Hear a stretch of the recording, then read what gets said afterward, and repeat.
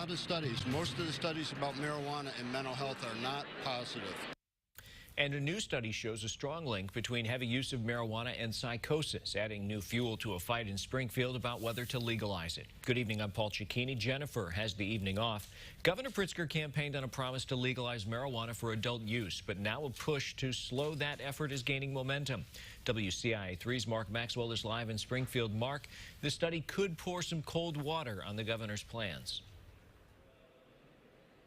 Paul, I suppose that could be the case. In fact, the critics of this are using it. They're now arming themselves with this study to make another case to lawmakers to slow this effort down. But before they can do that, they have to win an argument from many people who have used medical marijuana and say it helps them do just the opposite, to have positive effects dealing with things like anxiety or other health or mental health disorders. I will never contradict what a patient says. If it helps them, I'm all for the patient.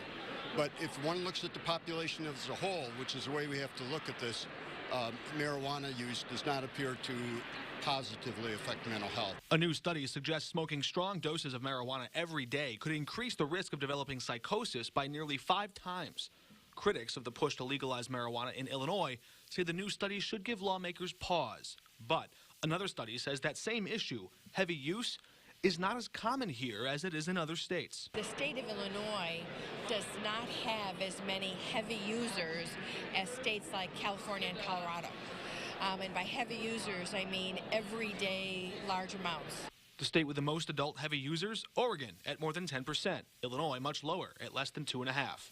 With fewer heavy users here, the Medical Cannabis Alliance of Illinois estimates the state will not need any new licenses to grow, but will need new licenses to sell, jumping from 55 medical dispensaries open today to add 463 retail shops around the state. One of those medical dispensaries already open for business knows firsthand some of the headaches that often come with a new industry still outlawed by the federal government and banned from dealing with most banks. I know there are dispensaries that are still dealing in cash, and so that ends up being a big concern in terms of potential theft if you're keeping tens of thousands, maybe hundreds of thousands of dollars on your property without actually being able to deposit it.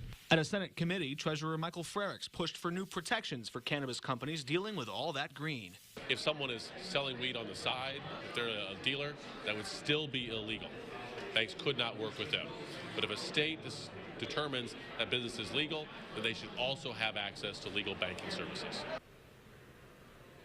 House Democrat Marty Moylan is leading a push to slow this effort down. He tells me tonight he's just one vote shy of passing a resolution urging Governor Pritzker to slow down. He got Representative Carol Ammons from Urbana to join him there. She says the cost for businesses to get in this game at $100,000 a license is just too high.